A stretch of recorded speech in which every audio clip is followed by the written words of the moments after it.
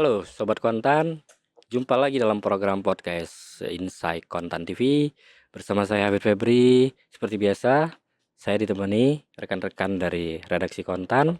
Ada Pok Jum, Mas Samsul, Selamat siang. Mas Fahri. Apa kabar semuanya teman-teman? Baik. Baik, Ya. kabar sehat Ah, di akhir tahun. ya.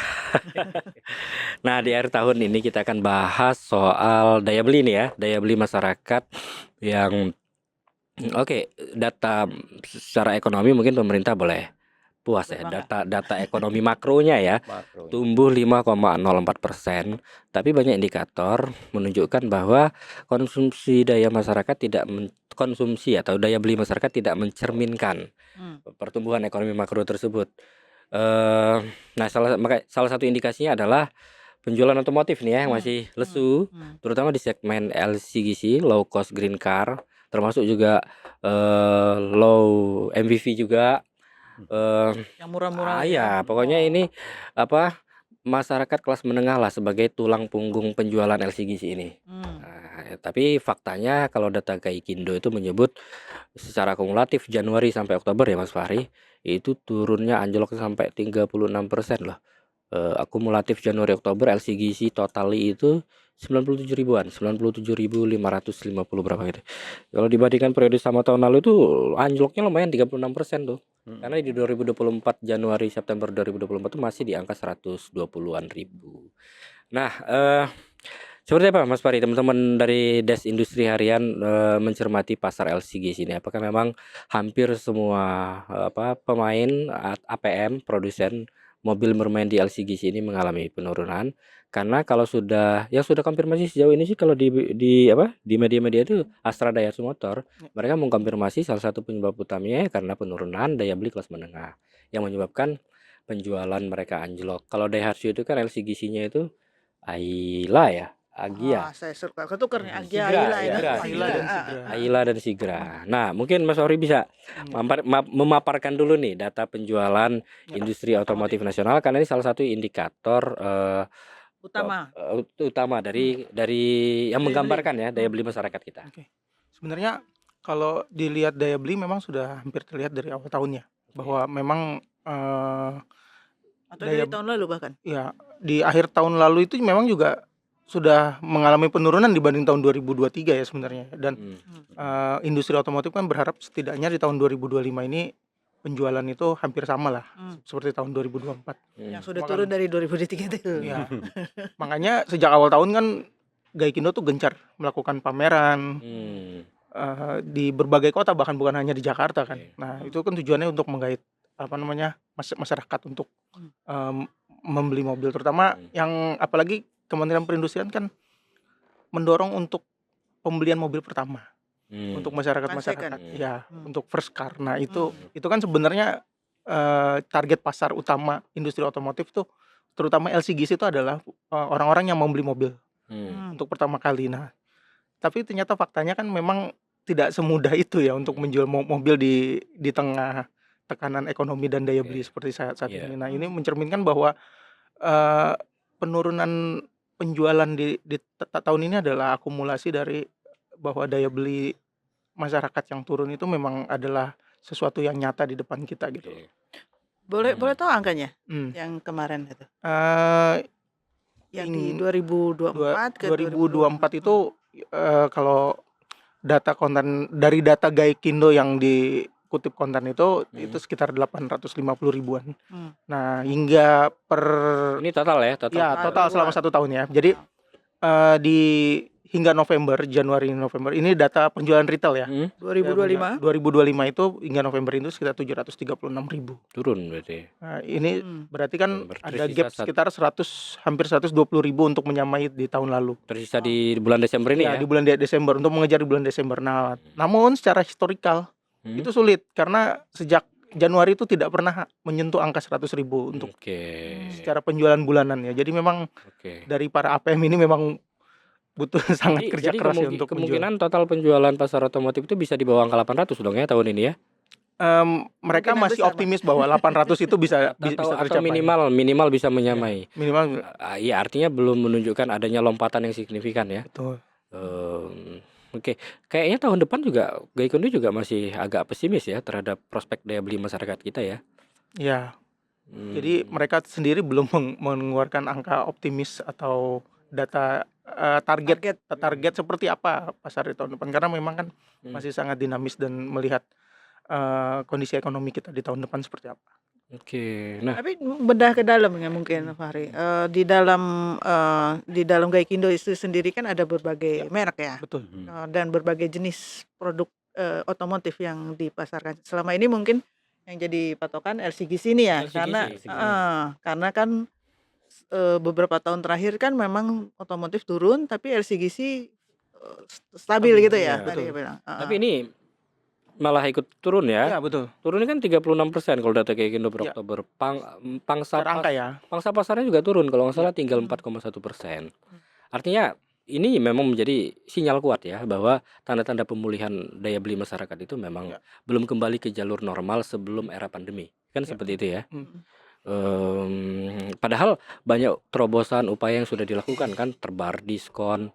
Karena setiap gelaran pameran termasuk di daerah-daerah juga pasti APM akan mengemasnya dengan aneka program promo diskon untuk menarik minat konsumen. Tapi Terutama ada akhir mungkin tahun kelas ini ya. lain yang naik. Sejak dirilis tahun 2013 sebenarnya kan memang sesuatu yang menarik ya, LCGC ya, bahwa orang-orang yang belum punya mobil akan tertarik untuk membeli mobil ketika itu. Dan pangsa pasar mereka tuh relatif stabil sejak tahun 2016 sampai hari ini. Sampai di tahun lalu itu masih tetap konsisten di angka 19-20% Pertumbuhannya. dari total penjualan mobil secara keseluruhan. Oke. Ya, pangsa pasar mereka sekitar 20%. Sekarang 20%. Sekarang trennya itu turun ya. datanya sekitar 16% 16% secara turun ya. tahunan. Ya. Pangsa pasarnya ya. Bahkan di penjualan terakhir di Oktober itu dari total penjualan di bulan Oktober itu LCGC hanya menyumbang 12%. Wow. Itu ada nggak direbut mobil listrik pangsa pasar LCGC ini? Nah, belum secara detail dikemukakan oleh para APM, tapi kalau dari data itu kita memperlihatkan ada switching atau peralihan dari beberapa pembeli mobil bahwa mobil hybrid dan mobil baterai listrik itu sekarang trennya menaik, trennya nanjak. Jadi dari mereka rata-rata sekitar 11% di awal tahun 2025, sekarang pasarnya udah 20%. Oh, 20%. 20% dari total penjualan. Harusnya ada keterkaitan saat daya beli turun. Itu kan penyebab daya beli turun itu antara lain misalkan karena PHK macam-macam yang terjadi, yang kita lihat bulan Juni, Juli, Agustus dan masih terdengar sampai bulan Oktober kemarin. Itu kan sebenarnya tanda-tanda di situ. Nah, biasanya kan ada switching orang penghasilannya dari penghasilan tetap menjadi penghasilan tidak tetap, misalnya dengan cara driver online. Itu ada sebagian itu. Harusnya di saat-saat itu, momen-momen itu akan ada kenaikan penjualan di LCGC-nya. Tapi memang ini kayaknya kok nggak nyambung.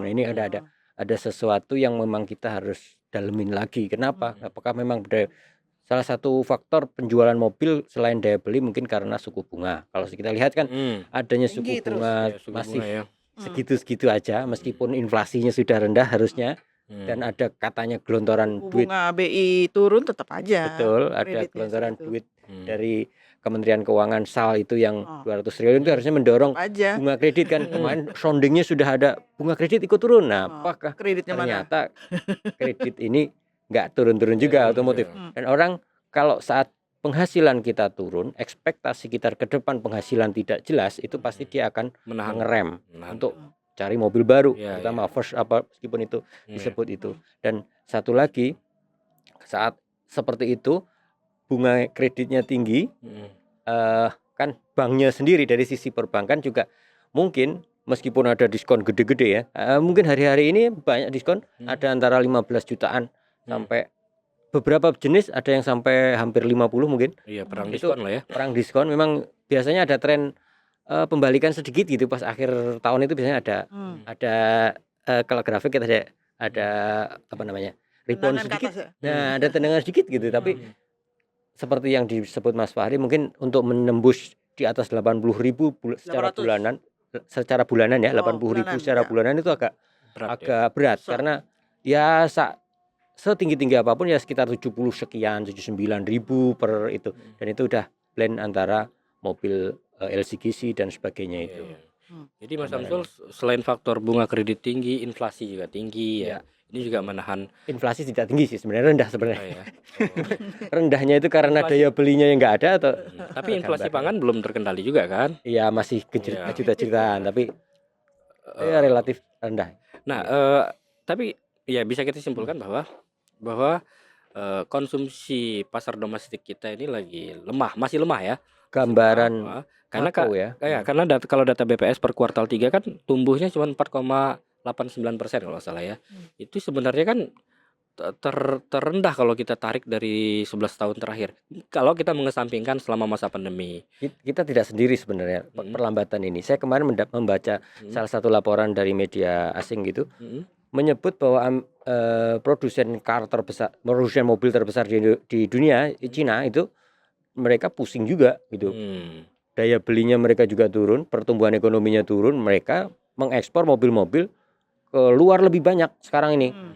Termasuk pasar yang Indonesia ceruknya juga. ini Indonesia gitu. Makanya kita kalau kita ngelihat nih sejak bulan Agustus ke sini gitu, itu mobil-mobil yang merek-merek yang kita nggak kenal gitu. Mobil listrik Ada terutama mobil ya. listrik terutama dan hybrid gitu.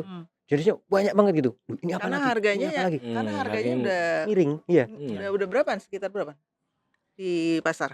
Kalau mereka menawarkan mulai dari kalau Contohnya kayak Apa? BYD apa tadi Alto ya.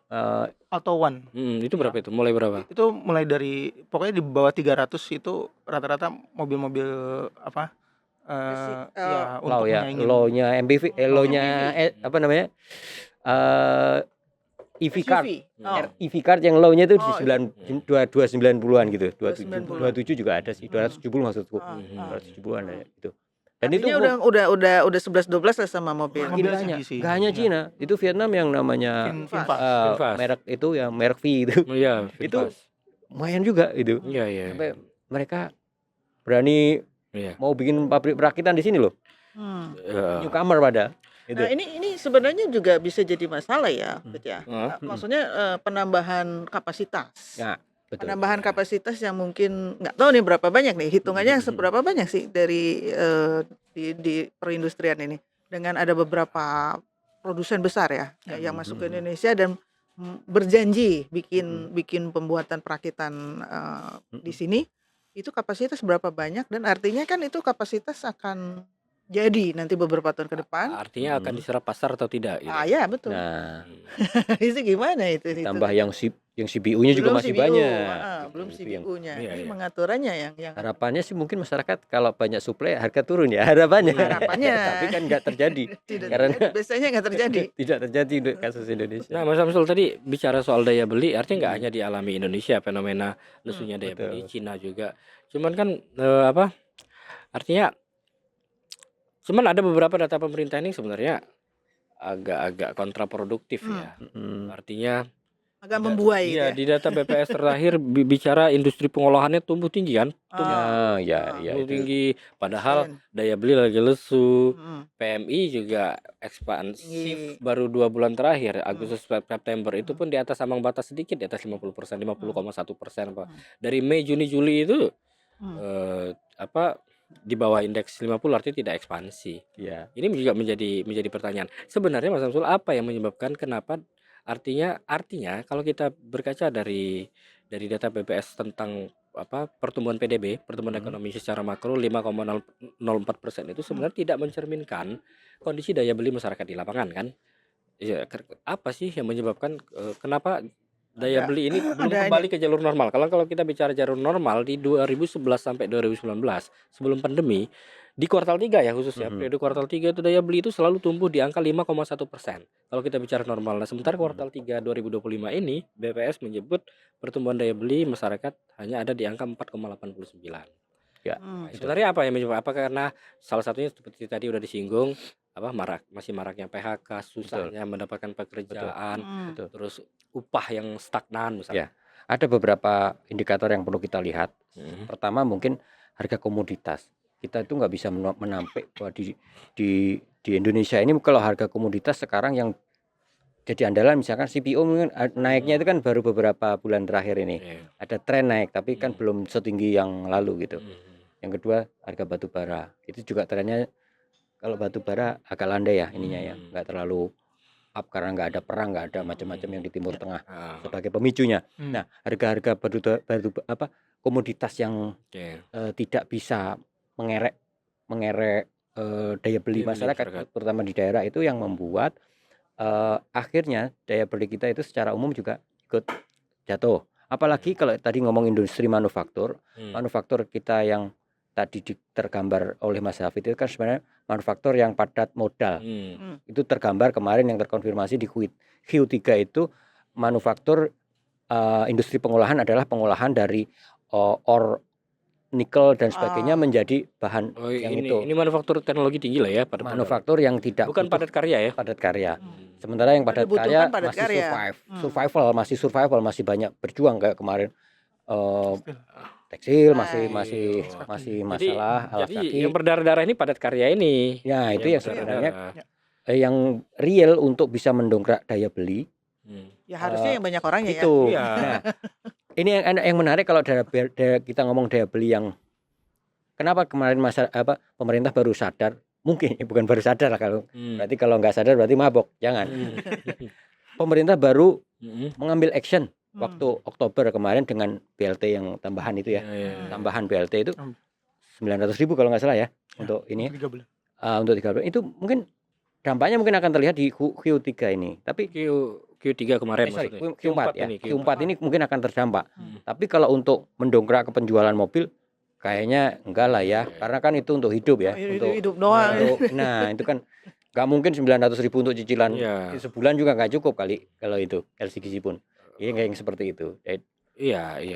Ya artinya semua kondisi ekonomi sekarang semua menggambarkan ada pelemahan baik di kelas menengah atas, kelas menengah bawah, kan? Betul. Baik pasar tradisional maupun pasar modern semua mengalami kelesuan. Yang di tengah itu tadi yang bisa beli mobil, yang gajinya mungkin di atas di atas UMR lah, hampir 2 kali UMR lah misalkan begitu. Kerjanya jadi gokar. Nah, betul. Itu yang kadang-kadang kalau kita ngomong pengangguran turun itu pas survei pas panen raya, jadi nggak kelihatan orang lagi kerja sehari 2 hari jadi buruh tani itu tidak terhitung sebagai pengangguran karena selama sekian jam itu dia bekerja. Dianggap bekerja. Iya. Bukan pengangguran gitu ya. Nggak dianggap menganggur gitu meskipun itu di sektor non formal atau informal.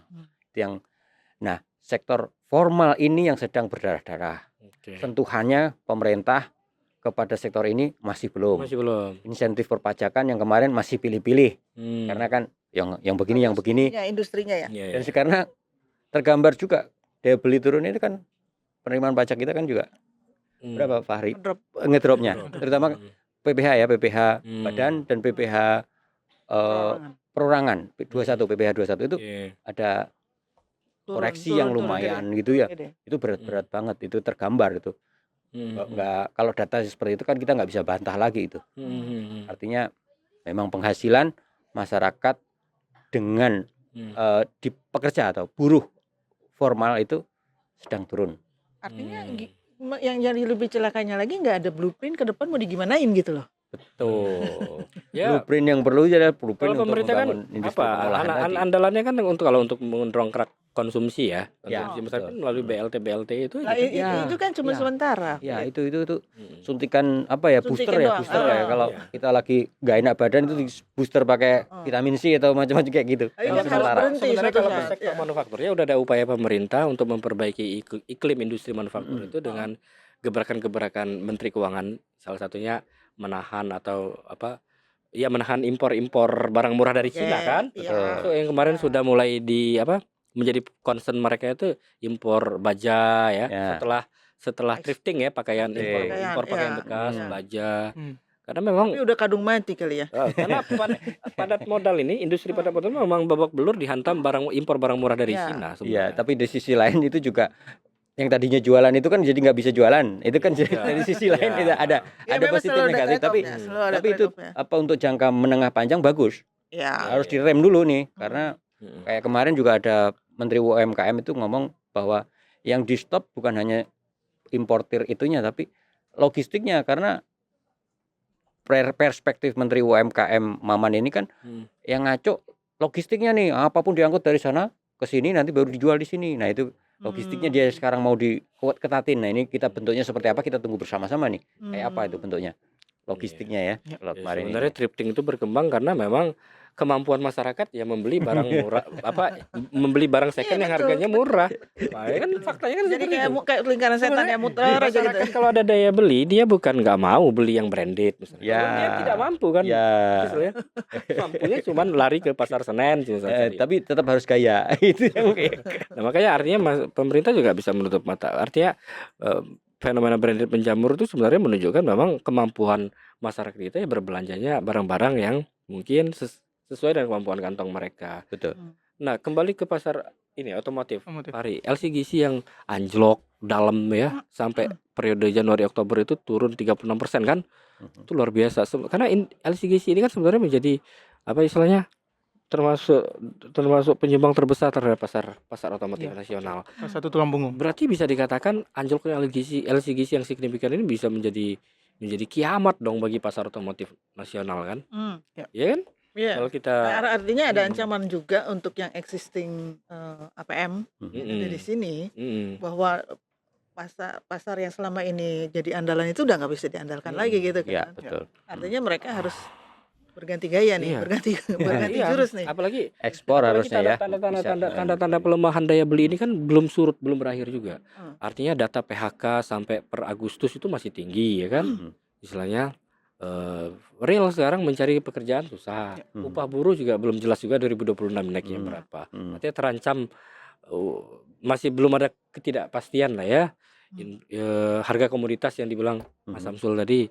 Jadi memang daya beli masyarakat kita masih suram, ya bisa dibilang begitu, Mas Samsul. Ya mendung. Mendung ya, iya. Nggak, mungkin yang aku sih menurut gini, yang harus segera dilakukan sama pemerintah itu apa sih?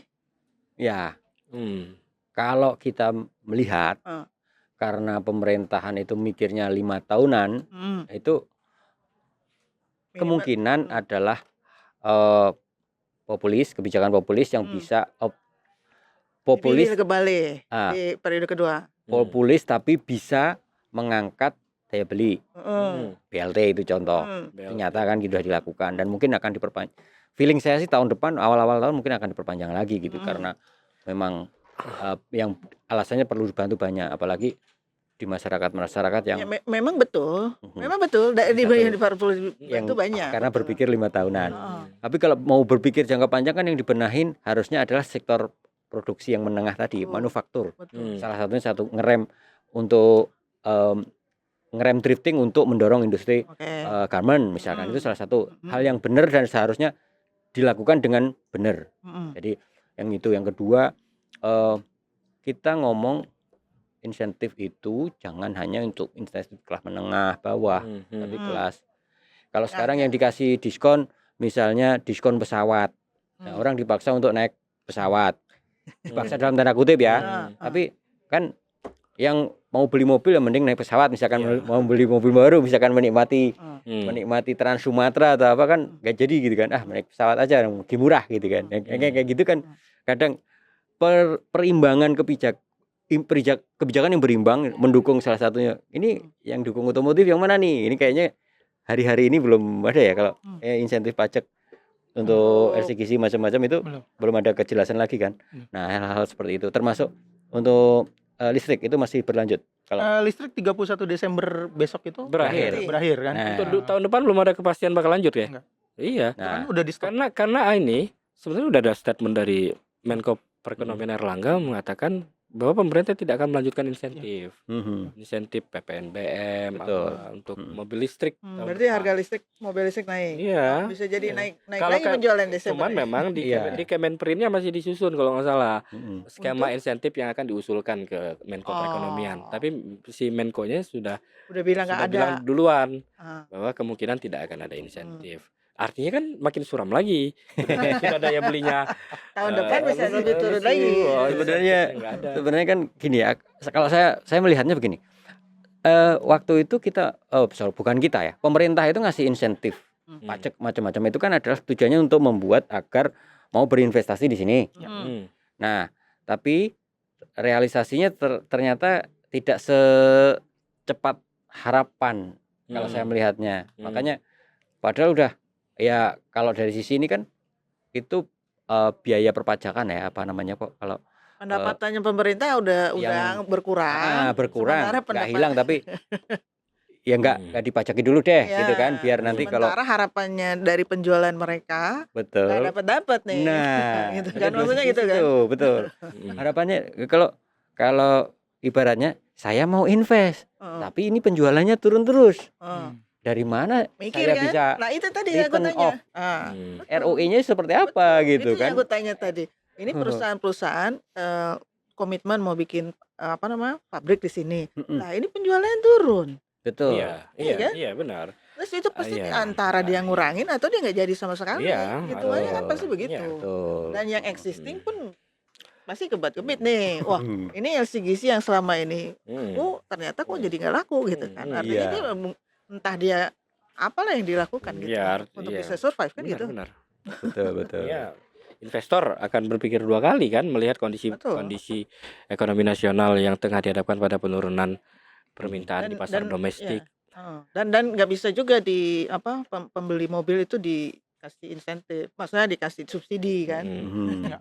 Itu dia memang harus daya belinya yang naik. Daya belinya makanya nggak bisa disubsidi harga mobil itu kalau disubsidi ada agak aneh juga Tapi gitu. waktu paket penambahan insentif BLT oleh Menkyu Purbaya kemarin, sebenarnya kira-kira itu bakal efektif gak sih mendongkrak daya beli di tengah masih tingginya laju PHK, artinya stagnasi upah, terus sulitnya mendapatkan pekerjaan. Ya efektif nggak sebenarnya? Kalau untuk level kelas berpendapatan 1-2 mungkin sangat efektif ya. Menengah bawah itu kan artinya pendapatan 1-2 itu istilahnya apa yang apa istilahnya kalau level 1 level 2 terus nanti kan ada yang tertinggi kan ada 12 itu yang sekarang subsidinya tahun depan mau dipangkas tuh. Nah itu kan akan terasa itu yang di bawah. Kalau yang tengah-tengah ini memang dia nggak ngaruh kalau untuk itu kan untuk bertahan hidup ya kalau BLT macam itu. Tapi kalau yang tengah-tengah ini kan bukan untuk bertahan hidup tapi bertahan dengan membayar cicilan tadi. Bagaimana cicilan ini nggak nunggak gitu kan? Nah, kondisi seperti itu. Yang Mas Samsul setuju nggak? Misalnya selain jangan cuma ngandelin penambahan insentif BLT misalnya. ya Artinya untuk membantu mendongkrak daya beli, buat tarif PPN juga diturunin lagi. Sekarang kan 11%. ya itu menarik tuh. Turunin menjadi 10%. Menarik. Tahun berikutnya jadi 9%. Bahkan satu acara pernah loh ditanya sama salah satu ekonom itu Pak Menkyu bilang 8% itu sudah turun ke 8% itu sudah jadi apa ya udah sudah ada di meja. Itu sebenarnya menarik kalau tapi sebenarnya gini, aku tuh penasaran ya dengan sistem perpajakan kita ini. Maksudnya gini, pemerintah ini kan apalagi kemarin data terakhir kan pajak turun ya, penurunannya. Sementara kita nih orang-orang warga negara nih merasa kayaknya nggak kurang-kurang deh bayar pajak nih kan, banyak pajak yang dibayar. Nah masalahnya ini kan ada pajak yang masuk ke daerah, ada pajak yang masuk ke pusat. Nah yang dihitung sama pendapatan pemerintah kan yang ke pusat doang nih, ya kan? Nah kalau misalnya diturunin tadi PPN pusat ya. PPN pusat ya kan. Tapi yang di daerah ini belum tentu loh. Iya. Ya kan, bisa aja tetap aja ada tinggi gitu. Tetap aja pungutan PBB. Apa namanya yang buat atau pajak apa sih namanya? Ada kendaraan baru. PKB, oke. Bukan PKB, ada satu lagi. Jadi ada pajak tambahan yang masuk ke pajak daerah. Oh ya itu untuk kendaraan kedua atau apa itu? Iya, bukan itu. Apa namanya? Ada lagi namanya. Ada istilahnya. Bukan progresif. Ada satu lagi. Ini beberapa tahun ini kena lagi gitu kan. Nah, di pusat di rem, di daerah kena gitu kan. Gimana ini kan jadinya repot ini. Harus ini apa namanya tidak selarasnya itu ya. Harus ada keselarasan juga ini sebenarnya. Karena pendapatan untuk banyak bocor juga seperti ini. Nah, istilah bahasa kerennya yang sering disebut pejabat itu shortfall. Padahal ya boncos saja sebenarnya. Ya. Untuk mendukung agar namanya penjualan otomotif itu benar-benar bisa mendongkrak, itu artinya apa? Bukan hanya kita mengelonggarkan impor CPU. Misalkan kemarin ada keluar-keluar bikin produksi nasional mobil, itu pikirin dulu, karena apa? Yang setahu kami itu kan namanya produksi mobil yang diklaim hampir nasional yang dipakai presiden sebagainya, itu juga mesinnya juga masih impor ya. Mesin tertentu ya dari Jepang. Nah, dipikirkan lagi, benar manufaktur di sini insentifnya memang ada, tapi ya ciptakanlah pasarnya ini hidup gitu. Daya beli itu tadi bukan dengan BLT dan apa, tapi insentif misalkan tadi perpajakan, oke, menarik itu PPN-nya diturunin itu ya nggak harus sepanjang waktu, tapi kan fleksibel aja, kan ada range itu tuh. Dari sisi industrinya misalnya ada upaya konkret untuk terus menahan gempuran impor barang murah dari Yes, China. betul. Dan untuk kelas menengahnya mungkin PPh 21-nya itu juga bisa diturunin juga tuh, menarik kan. Ininya ya persentasenya, kalau sekarang levelingnya itu mungkin kalau sekarang ada 4 level diturunin dikit lagi gitu ya, atau kalau yang agak progresif, agak ini ya mungkin penghasilan tidak kena pajak itu dinaikin. Itu kan bisa juga. Daya beli kita jadi naik gitu kan. Jadi daya beli kelas menengah ke atas lah ya, yang pejuang di atas pejuang UMR lah, itu kan bisa Tapi meningkat mungkin dikit. sedikit ngomong, kita kan ngomong otomotif ini ya sebagai indikator, tapi mungkin salah satu indikator juga penjualan di Retail. kendaraan roda 2 ya, naik. Motor. Bukan naik, tetap ya? Tetap dia relatif stabil memang. Relatif stabil. Di angka berapa? 6 jutaan nih per tahun ya? Iya, dan bulanannya sekitar 500 ribuan. Iya, nggak begitu terdampak sebenarnya kalau roda 2 ya. Makanya ketahuan kan, berarti memang ada penurunan untuk yang beli mobil berarti. Sebenarnya menarik kan, bahwa sekarang kelas menengah lebih milih mobil-mobil bekas kan, bahwa memang tren ada tergambar mobil ya, bekas juga. tergambar Pasar bahwa mobil bekas itu ya. mobil bekas, bahwa beberapa platform penjualan mobil bekas online itu mereka trennya naik kan. Iya, mereka beralih ke pasar mobil bekas ya, salah satunya mungkin karena mereka nggak mampu mengakses pasar mobil baru. Tapi transaksi ya, artinya ketemu ya, bukannya nanti yang jual jangan-jangan orang yang jual mobil banyak. Enggak, yang ini berdasarkan data mereka yang punya platform di ya seperti kayak Caroline atau OLX, Mobi itu kan mereka kan punya platform dan mereka mempertemukan antara penjual dengan pembeli. Klub ya, berarti klub jadi transaksi kan, jadi bukan hanya ini kan kadang orang yang banyak jual masang terlihat ramai tapi menjual doang gitu kan, nggak ada yang beli kan, jadi masalah juga. Iya. Ya artinya memang ada pergeseran lah. Gimana caranya berjuang supaya betul. supaya tetap Harapan kita semua tentu tren penurunan otomotif ini tidak berdampak kepada menurunnya produksi. Kapasitas produksi turun, itu dampaknya yang kita ngeri lagi kan. Ada berapa ribu atau berapa juta orang bekerja di sektor ini. Jadi karena banyak rantai pasoknya otomotif ini. Betul. Ada industri komponennya, kan? Yang bikin bangku, yang bikin aksesoris, plastik, macam-macam itu. Oke. Itu kira-kira. Sahabat Kontan, tampaknya pemerintah boleh bangga dengan data pertumbuhan ekonomi makro kuartal 3 5,04% ya.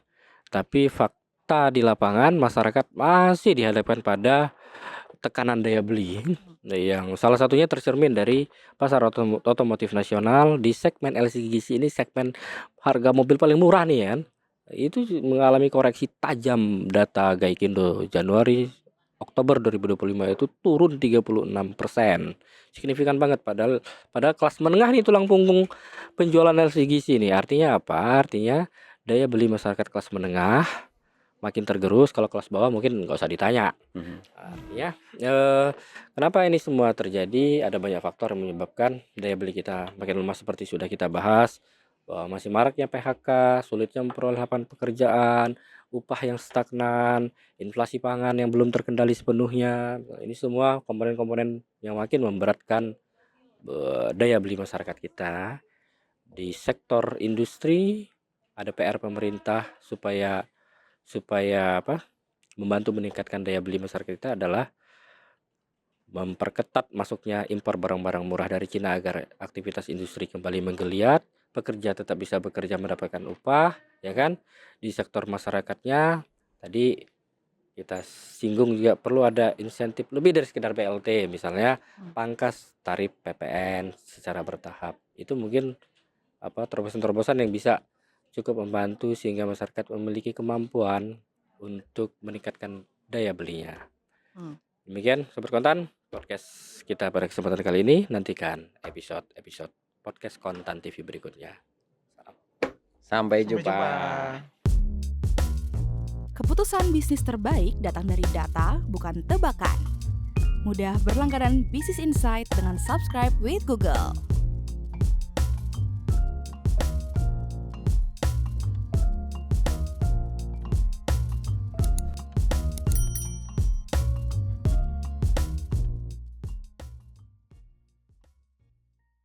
Download aplikasi Kontan sekarang di App Store atau Play Store.